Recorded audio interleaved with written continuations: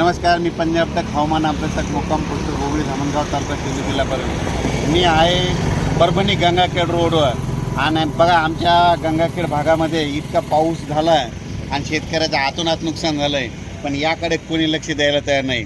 म्हणून परत एक ह्या शेतकऱ्याला कोणी लक्ष देत नाही, म्हणून कमीत कमी म्हटलं आपण तरी शेतकऱ्याला काहीतरी म्हणजे दिलासादायक बातमी द्यावत म्हणून सांगतो.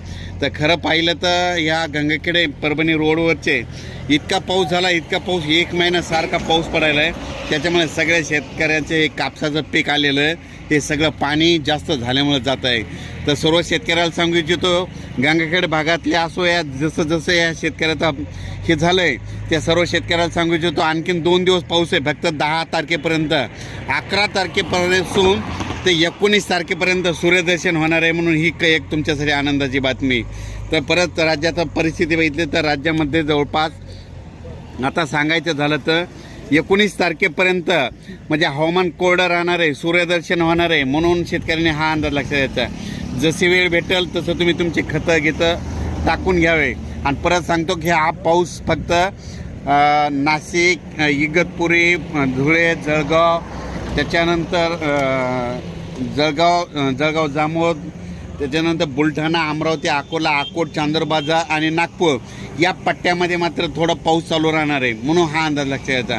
पण राज्यामध्ये मराठवाड्यामध्ये मात्र 11 ऑगस्टपासून ते 19 ऑगस्टपर्यंत चांगलं कडक सूर्यदर्शन होणार आहे. म्हणून शेतकऱ्यांनी हा अंदाज लक्षात घ्यायचा. त्याच्यानंतर सर्व शेतकऱ्याला सांगू इच्छितो, त्याच्यानंतर सूर्यदर्शन पश्चिम महाराष्ट्रात देखील होणार आहे, मराठवाड्यात देखील होणार आहे. म्हणून हा अंदाज म्हणजे सूर्यदर्शन कोणत्या जिल्ह्यात होणार आहे ते एक तुम्हाला सांगतो. नांदेड जिल्ह्यात होणार आहे, यवतमाळ जिल्ह्यात होणार आहे, परभणी जिल्ह्यात होणार आहे, हिंगोली जिल्ह्यात होणार आहे, लातूरमध्ये होणार आहे, त्याच्यानंतर सोलापूर, उस्मानाबाद, सातारा, सांगली, कोल्हापूर, त्याच्यानंतर नगर जिल्हा, त्याच्यानंतर बीड जिल्हा, संभाजीनगर या सर्व भागामध्ये सूर्यदर्शन होणार आहे. म्हणून हा अंदाज लक्षात घ्यायचा. पण राज्यात कोकणपट्टीचा मात्र पाऊस चालू राहणार आहे.